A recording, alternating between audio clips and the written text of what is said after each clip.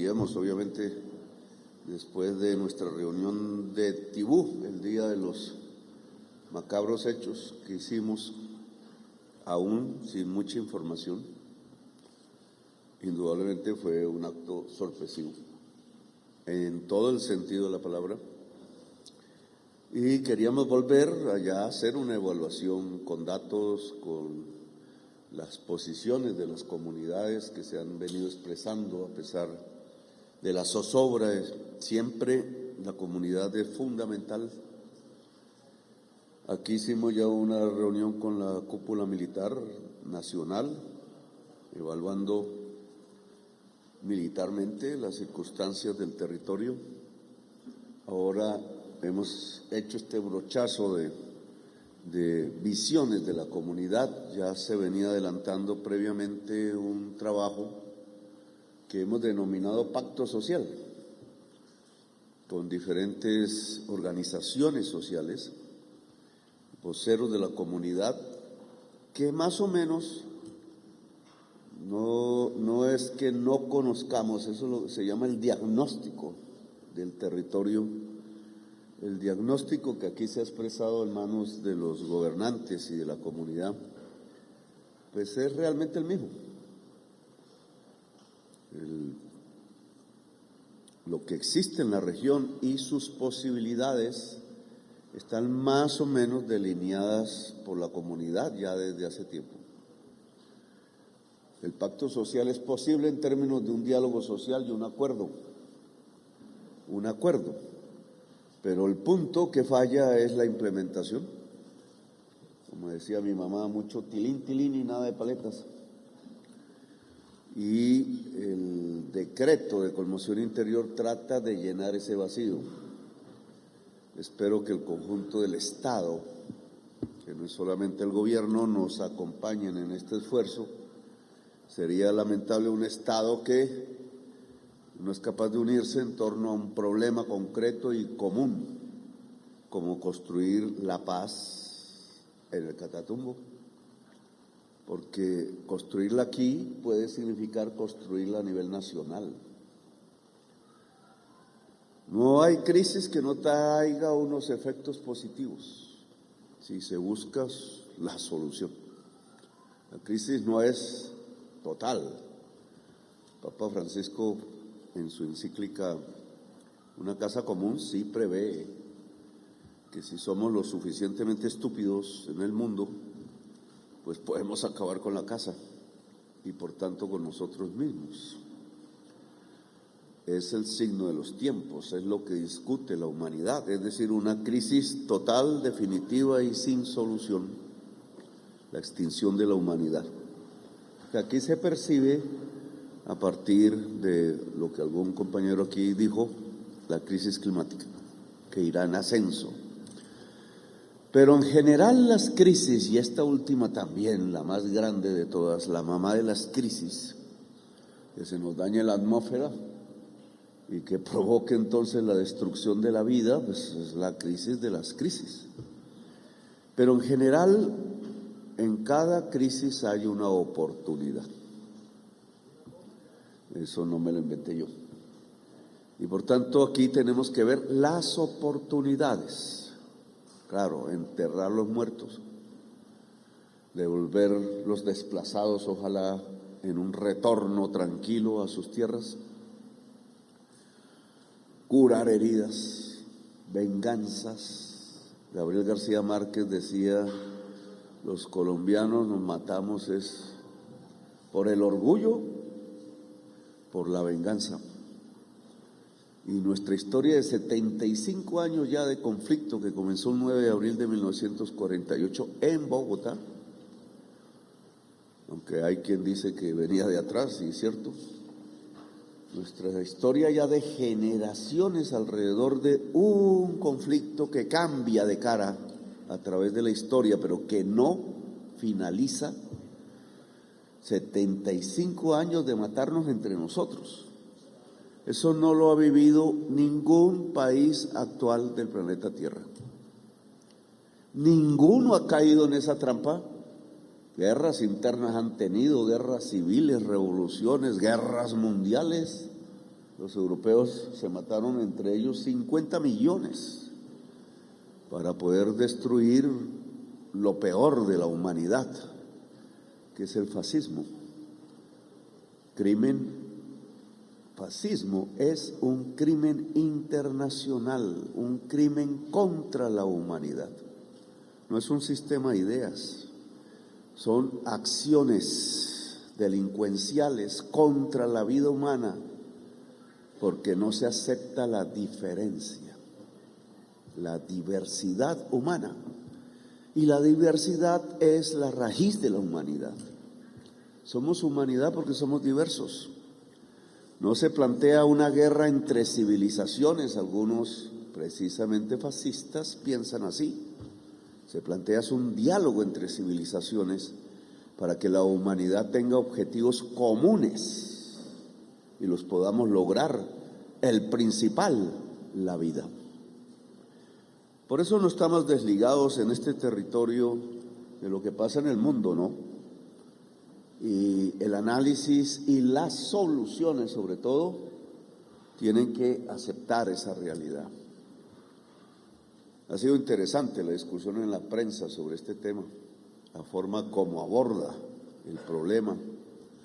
Pero yo quiero aquí expresar ante ustedes mi reflexión y creo las propuestas de solución, es lo que me corresponde. Indudablemente el Catatumbo viene de años, de décadas, de un conflicto, incluso ideológico en tiempos pasados. No recuerdo bien el pasaje de la violencia liberal conservadora porque esto eran selvas. Y fue la violencia liberal conservadora en otras regiones que fue llevando desplazados, huyendo de esa violencia, a configurar a través de la colonización campesina que tumbó la selva, pues esta región que hoy tenemos.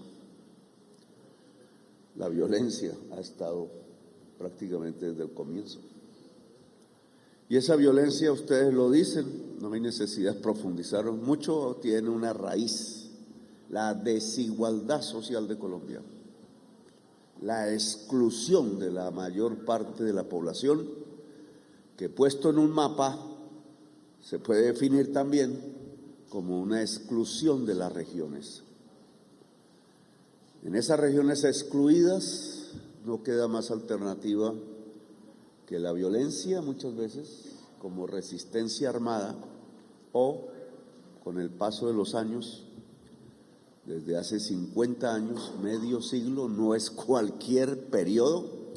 Nosotros tenemos 200 y pico años de existencia como país, y de esos 50 ya, los últimos 50 años, convivimos con el narcotráfico. Y el narcotráfico se tomó el territorio, indudablemente. Lo convirtió unas veces en la primera zona cocainera. Otras regiones han cogido ese premio, entre comillas, terrible, como el Putumayo en este momento. Y me preocupa el Putumayo ahora que va a elecciones. Ahí debe haber una acción preventiva, porque puede ocurrir lo mismo, pero peor. Otra frontera, un río nos separa del otro país, ahí.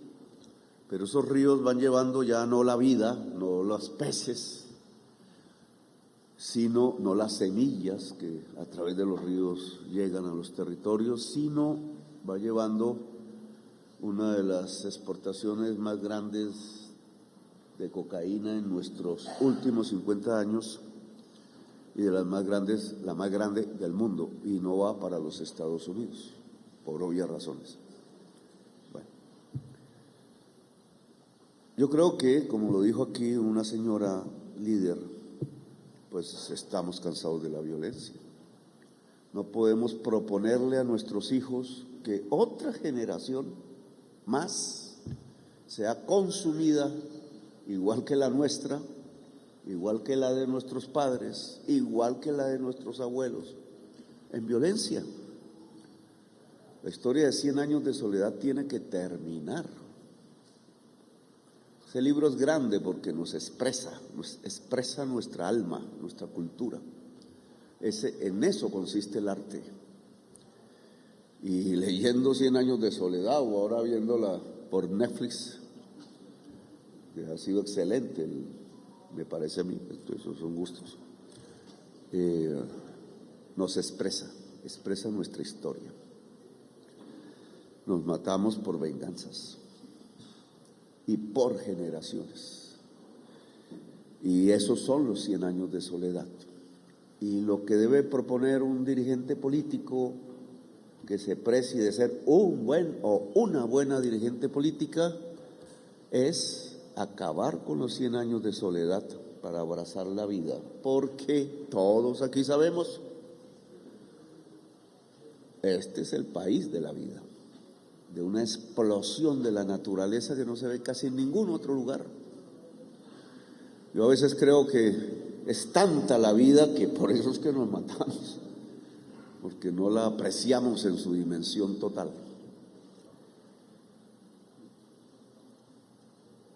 Aquí lo han dicho, no tengo que profundizar tampoco mucho. La paz consiste en cambiar la economía y en erradicar las causas reales de la violencia. Problemas de pobreza, de aislamiento, de exclusión. ¿Qué hicieron los anteriores gobiernos? Eso lo escribirán ustedes en sus libros. Me puede decir que nada. Es una mentalidad gubernamental, yo le llamo oligárquica, disculpen la palabra, pero esa se la inventó Aristóteles y me gusta, que no mira el territorio, que no mira el pueblo, solo piensa en enriquecerse a sí misma. Y cuando ustedes cogen cualquier cuadro del presupuesto, yo siempre cojo el de las vigencias futuras, que se llama, poca gente sabe de ese tema. Ustedes cojan el cuadro de las vigencias futuras, que va a ser la inversión pactada, hecha por presidentes durante décadas hacia adelante. No es los 4 años de gobierno, es a 20, 30 años. Yo tengo ese cuadrito y me da dolor de estómago. Porque ¿qué fue lo que pensaron nuestros gobernantes para proyectar las inversiones a 20, 30 años? Congresistas aquí presentes pueden estudiarlo. Primero, invertir en carreteras. Segundo, esas carreteras están situadas alrededor de Bogotá y alrededor de Medellín.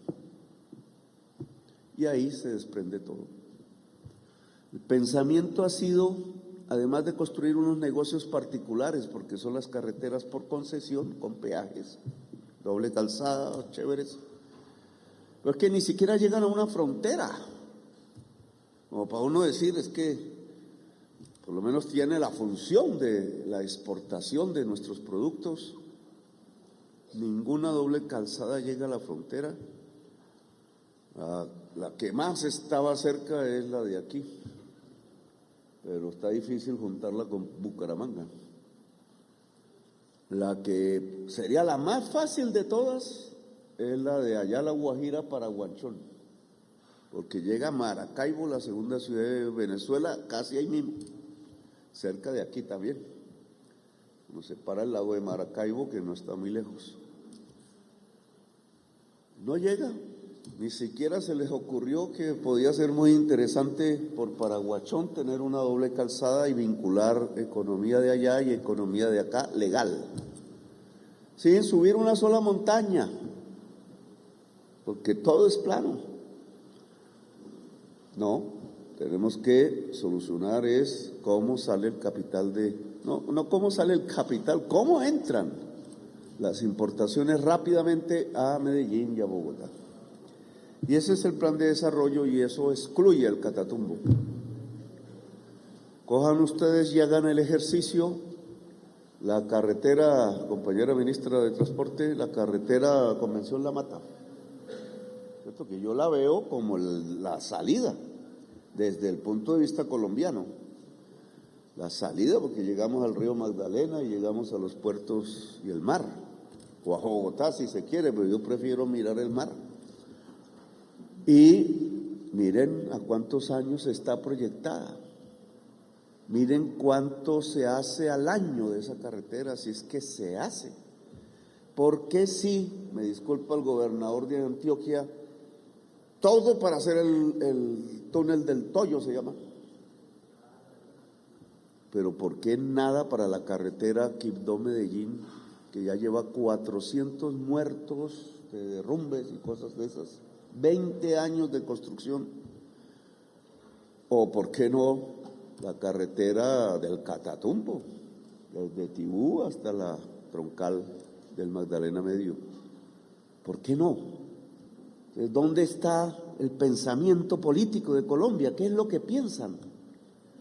Y yo no puedo llegar sino a una razón, puede que me equivoque. Son racistas. No hacen la de Medellín-Quibdó porque son de negros. Los pasajeros que irían por ahí, negros y negras.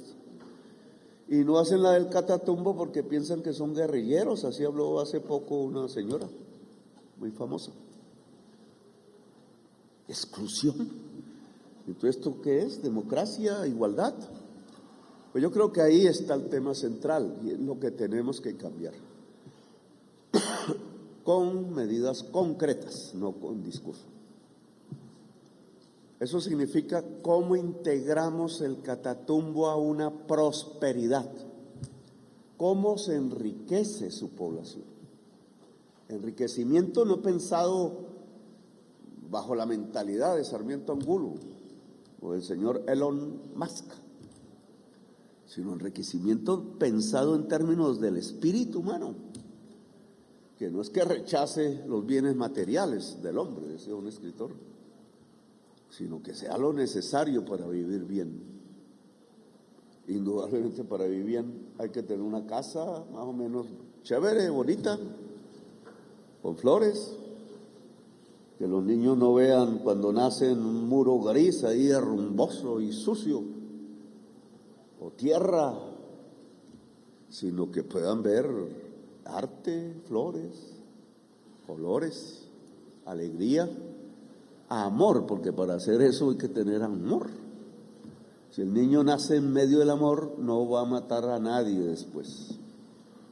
La principal política de seguridad, lo dicen los gringos, que ahora no me quieren mucho, pero lo dicen porque ellos mismos lo han estudiado en su propia tierra, la ciudad de Nueva York, es cuidar integralmente la niñez. Y aquí hay una persona que tiene que ver con ese tema, no sé por dónde está, por allá, en el street. Esa es la prioridad, olvidada en Colombia, porque como en Gaza matamos los niños, y ustedes lo ven por la prensa, e incluso aquí en lo que ha pasado, matando niños como las bombas de Gaza, igualitos que los que tiran las bombas en Gaza, igualitos, no los diferencia nada. ¿Quieren verse en un espejo? Miren a Netanyahu. Guerrilleros del ELN deberían mirar a Netanyahu y reconocerse. Y voy a hablar de ese tema, porque al final de las décadas, de las generaciones, el Catatumbo tiene unos actores de la violencia que han cambiado en el tiempo. Llegaron a defender la población, llegaron a hacer una revolución para mejorar la vida, pero han terminado en lo contrario. Y eso también hay que decirlo. Porque ¿qué es lo que vemos en estos días? Una fuerza extranjera ocupando el territorio. Todos nosotros dijimos, nada más una fuerza extranjera entrará a Colombia porque nos haremos matar. Hemos perdido mucho el territorio, pues no nos hemos hecho matar. Pero lo que hay en el Catatumbo es una fuerza extranjera ocupando el territorio. Por eso yo dije en alguna de mis trinos Este es un problema de soberanía nacional, no solo es un conflicto interno, que los tenemos de antes. Dicen que ¿por qué trino tanto? Pues que la televisión no hace sino hablar pendejadas y mentiras de mí, entonces me toca expresarme, yo mismo. El trino que puse sobre el tema de los deportados colombianos tiene 33 millones de personas que lo han leído. Me va mejor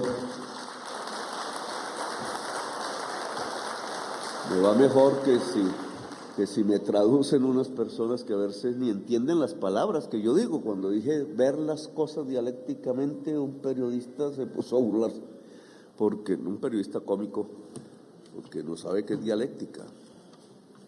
Pero yo quiero usar la dialéctica en el análisis del Catatumbo. Todo fluye, y fluye en medio de contradicciones. Y algo puede transformarse en su contrario.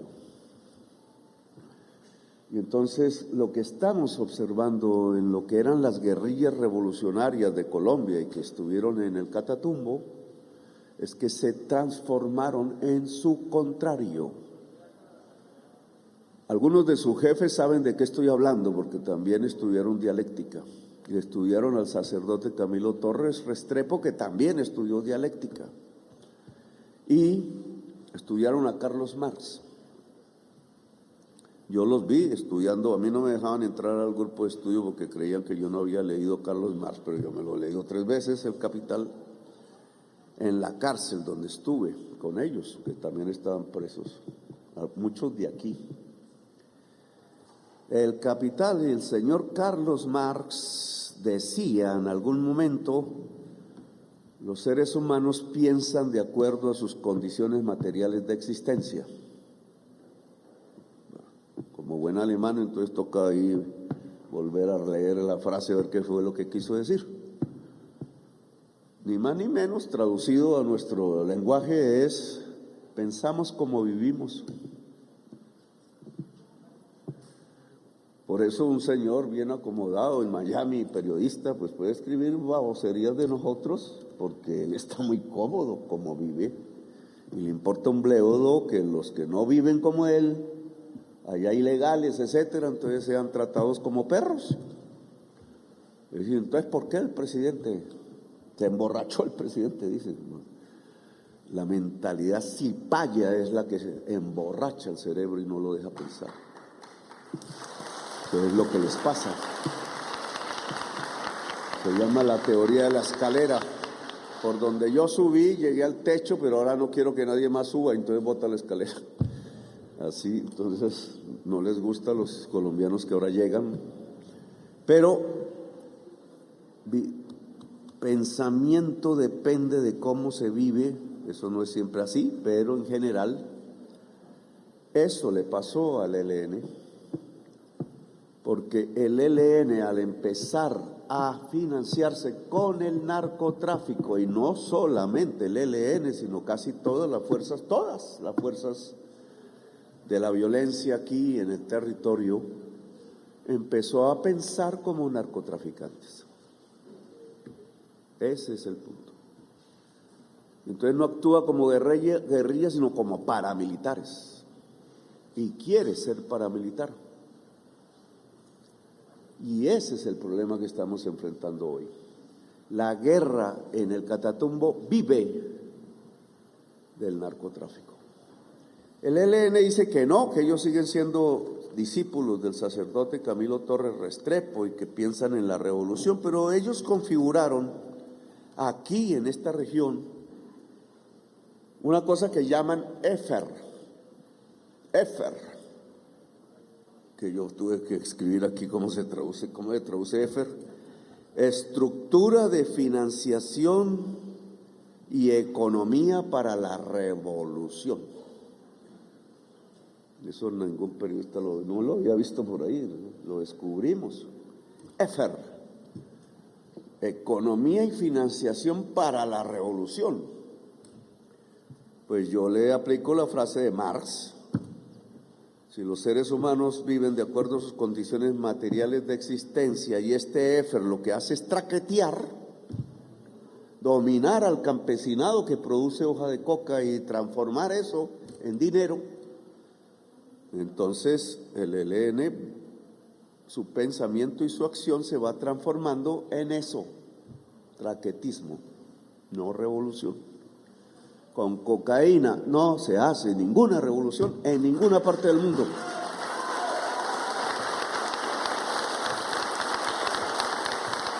Que lo sepan, no lo digo yo, lo puede decir Carlos Marx, en el cual dicen que creen.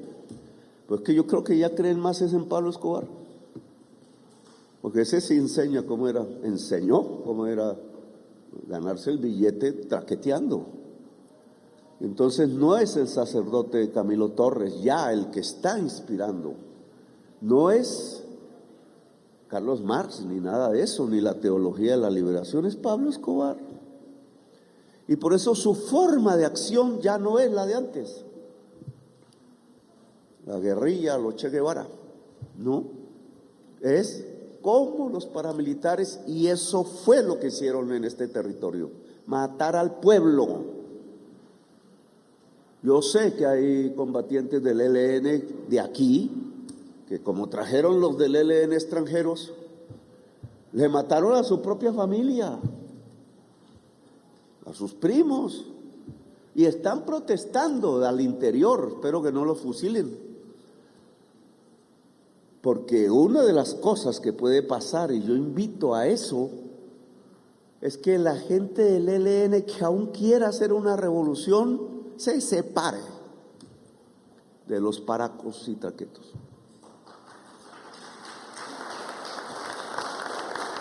Ellos saben lo que yo digo.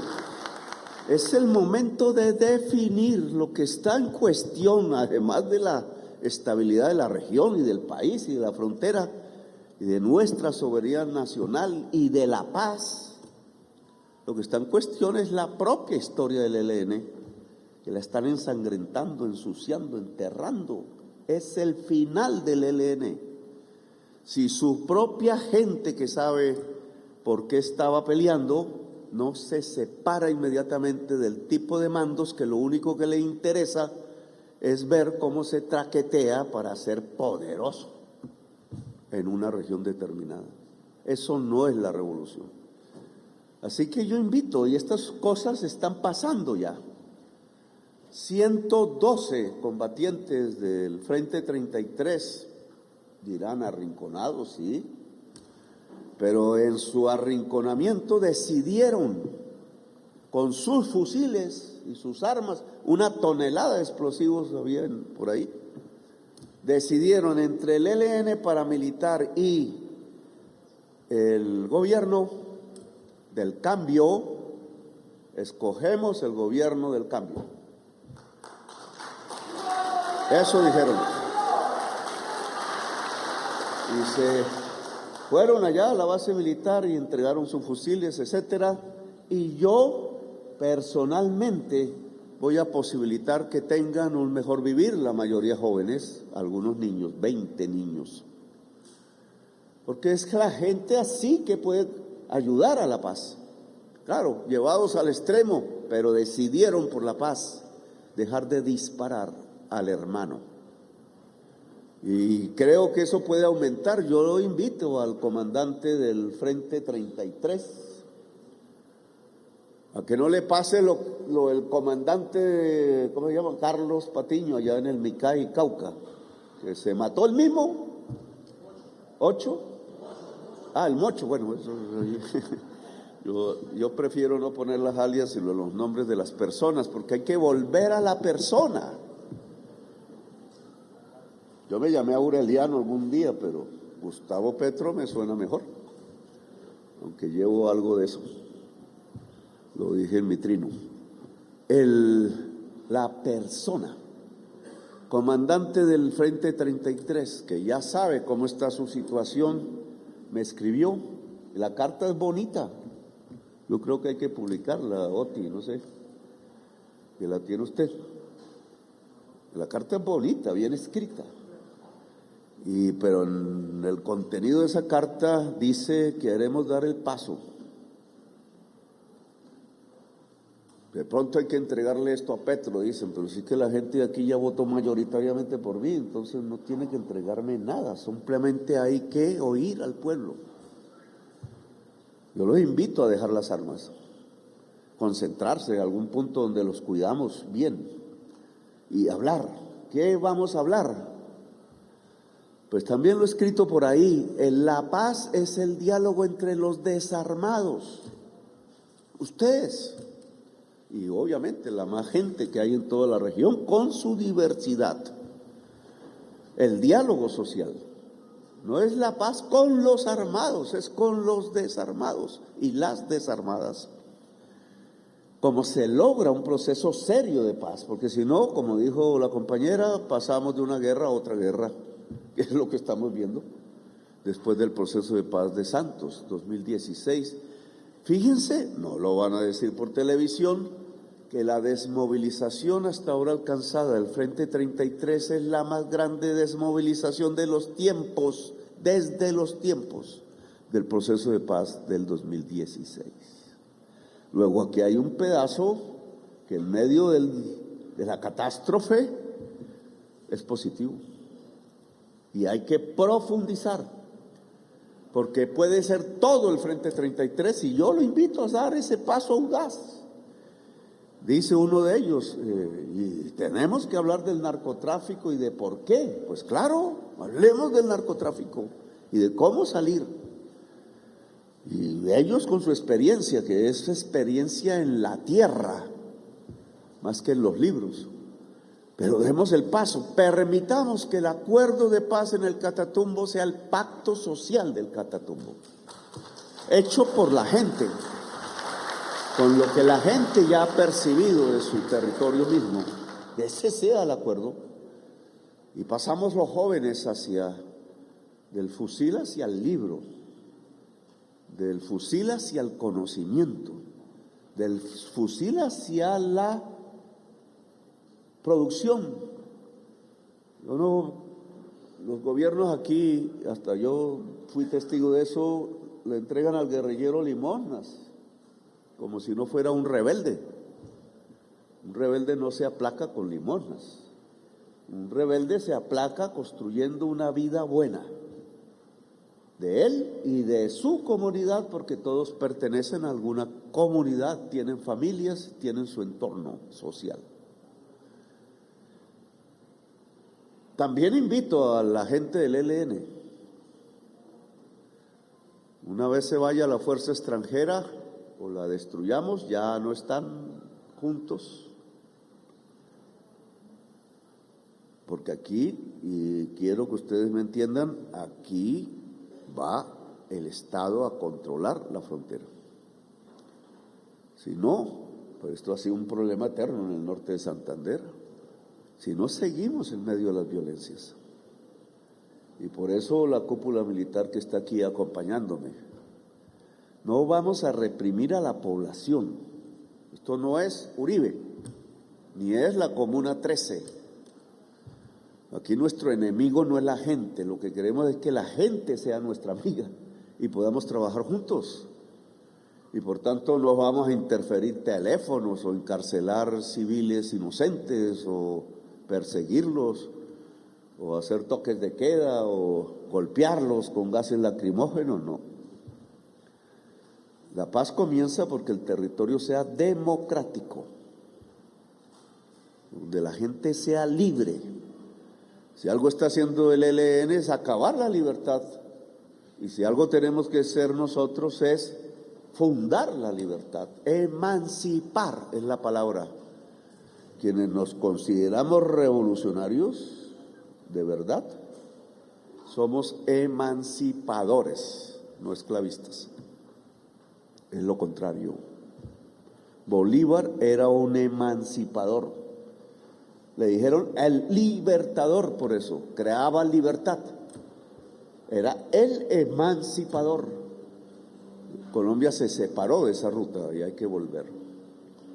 Pues si es el diálogo social el eje de la paz en el territorio, Y si el viejo ELN en este territorio, nacido en este territorio, se da cuenta que está equivocada, no sé quién, los nombres, supongo que es Pablito, que no es de aquí, y que lo que hicieron fue una ocupación del territorio con formas paramilitares con un solo objetivo: controlar sin diversidad, de manera totalitaria, la frontera toda, desde el Cesar hasta Arauca, con la esperanza de que en la guerra entre Musk, Trump y Maduro terminen ganando y quedándose con los campos de la hoja de coca y muy bien armados. Yo no quiero eso, eso no es nuestro camino. Y entonces yo le propongo a la población dejar el cultivo de hoja de coca. Y se van los violentos. Lo que atrae a los violentos es el cultivo de hoja de coca, no porque la mata tenga la culpa, es una mata más, incluso con un origen cultural, religioso, espiritual, que la encontraron los indígenas. La mata no tiene la culpa, la mata no es la que mata. Lo que mata es la codicia que usa esa máquina para sacar esa mata, para sacar un químico y venderlo en los países ricos, que por prohibir eso, ustedes se emborrachan con whisky, pero prohíben la cocaína. Se emborrachan con vino, prohíben la marihuana. Se emborrachan con fentanilo y se matan ellos mismos, pero prohíben lo que es del sur, porque ellos quieren ser poderosos en el norte. Esa prohibición es la que nos mata, pero ese no lo vamos a poder resolver ni aquí ni mi gobierno. Lo resolverá el mundo en algún momento. Y por tanto nosotros tenemos que actuar en el mundo de hoy. Y el mundo de hoy nos lleva a que es mejor no producir hoja de coca. Cambiar la economía del territorio. Los decretos de conmoción interior no van a interferir comunicaciones de ustedes o encarcelar civiles. Es a cambiar la economía del territorio. Me dirán ustedes si somos eficaces o no, pero seremos eficaces si el pueblo nos acompaña. Esa es la fuerza fundamental. Si la voluntad, y entonces convoco aquí, ya no al Frente 33, ya no solo a los ELNs viejos de aquí, sino que convoco a las mujeres en primerísimo lugar.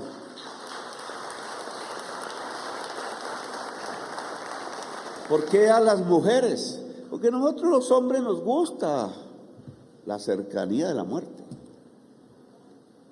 Como decía Jesús Tacio Rivera, la vorágine.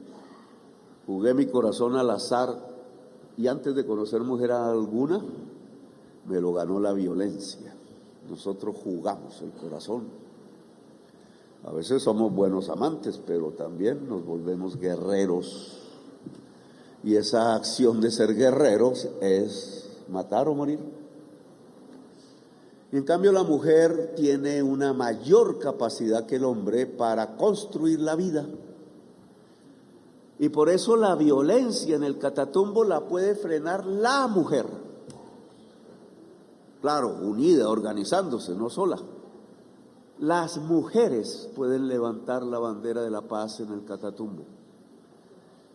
Y se puede hacer, Lilia, cambiando la economía ilícita de la cocaína por la economía lícita de la vida. No la de la muerte, sino la de la vida. ¿Quién más que las mujeres para ayudarnos? ¿Qué es una economía de la vida? Aquí lo dijeron. Estoy completamente de acuerdo. Es producir alimentos, producir oxígeno, limpiar el agua, vivir bien dentro de la producción de alimentos, agroindustrializarlos para que ganen más valor y por tanto haya más riqueza en el territorio. Poder sacarlos, si no hay vías, ¿cómo salen? Volver más difícil la cocaína y volver más fácil producir maíz y yuca y cacao y café, etcétera, y cebolla, como dijeron aquí. Si yo dificulto la rentabilidad de la cebolla y la cocaína, pues aumenta su valor allá en Estados Unidos, pues esta es pelea de tigre con burro amarrado. Pero si lo hago al revés, entonces las mujeres me pueden llevar, mujeres campesinas, a ir cambiando a eso. Lo pago, la mata con raíz la pago. O ese será uno de los decretos aquí que vamos a examinar ahora. Pero tengo que pagarla de tal manera que la familia pueda vivir mientras crece la yuca y la cebolla y el cacao y el café y el pan coger para comer bien. Y tengo que garantizar entonces que esos productos puedan salir de la región y entonces las vías campesinas, la carretera al mar. Venezuela no sé si nos ayudará porque debería haber una carretera a Maracaibo. Eso, había un ferrocarril que hicieron nuestros abuelos y lo dejaron caer. Tengo que construir una economía de la vida que significa salud, agua potable. La niñez toda debe estar en preescolares, compañera Astrid. En el colegio se puede educar, en educación superior, el ministro de Educación. ¿Cuántos cupos de educación superior se han abierto en los colegios del Catatumbo?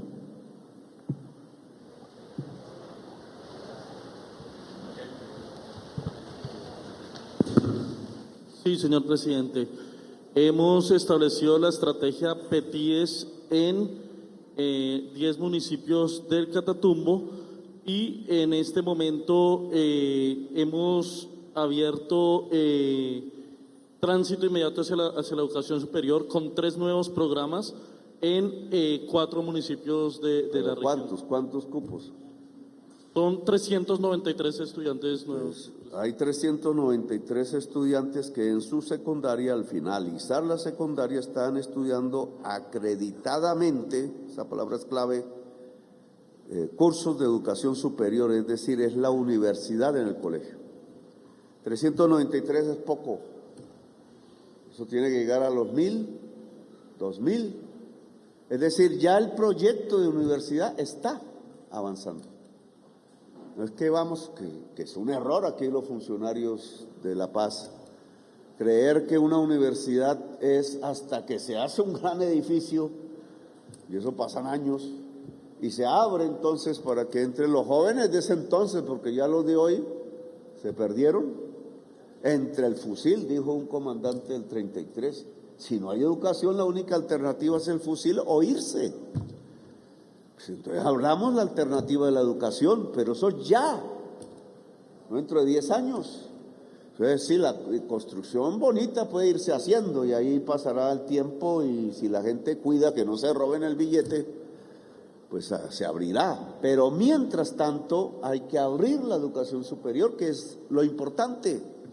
En los colegios, todos los de la zona del Catatumbo, todos deben tener educación superior que incluye la tecnológica del SENA, porque aquí también se expresaron, y tiene que ser pertinente, claro que sí. Si no enseñamos del campo, del agua y de la vida, no estamos en el territorio.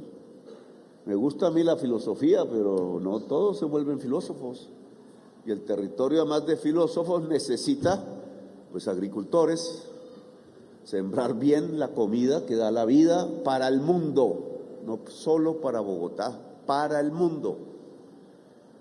Por eso abrimos ese programa inmediatamente, ya está abierto y lo vamos a impulsar, financiar y ampliar.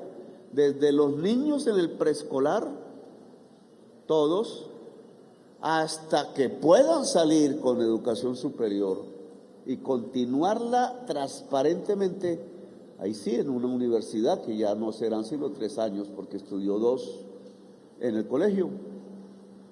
Entonces, estos decretos que son de conmoción interior es lo que queremos hacer. Financiar al ejército, sí, y las otras armas aquí, porque el Estado de Colombia se respeta.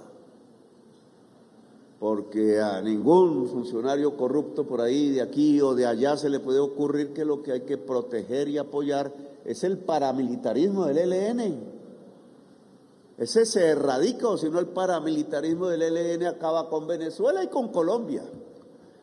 Y se vuelve la excusa de la invasión. Ojo, nosotros aquí queremos paz, no guerra con nadie. Y no estamos cazando guerra con nadie, solo nos respetan. Y para ser respetados necesitamos aquí las armas del pueblo. Ojalá no disparen, ojalá llegue el momento de no disparar. Y llega el momento de no disparar si los jóvenes de aquí armados deciden el camino de la paz. ¿A cambio de qué? De esto, los otros decretos de conmoción interior, que vamos ahora enseguida a estudiar. Para ver, algunos no me han gustado, otros sí. Para que aquí haya un plan Marshall social, para que el Catatumbo después de este gobierno pueda decir definitivamente la región cambió y estamos saliendo adelante. Para que esto que hagamos aquí en el Catatumbo pueda hacerse en el litoral pacífico, pueda hacerse en el Putumayo, pueda hacerse en el Guaviare, pueda hacerse en el Chocó, etcétera. Para que entonces podamos mostrar que sí es posible la paz, que sí es posible en Colombia dejar de matarnos eternamente, que sí es posible que Colombia sea el corazón del mundo porque es el corazón de la vida, que sí es posible que se terminen los 100 años de soledad y no haya más corazones, no haya más aurelianos, coroneles aurelianos Buendía cambiando el amor por las armas, sino al contrario, jóvenes del ELN y jóvenes del Frente 33 que se matan entre sí, a sus familiares y a las comunidades campesinas. Es el momento de cambiar las armas por los amores. Y uno de esos amores, quizás el más fuerte, es el amor al pueblo. Así que yo los invito a amar el pueblo, transformar, hacer una revolución de verdad. Pero eso se hace sin el fusil, con la cabeza y con la unidad popular. Eso se hace con decisión, eso se hace con liderazgo, eso se hace construyendo vida, no muerte. Los constructores de vida somos los revolucionarios. Los constructores de muerte son los fascistas. Así que escojan bien el campo. Gracias a todas y todos por haberme escuchado.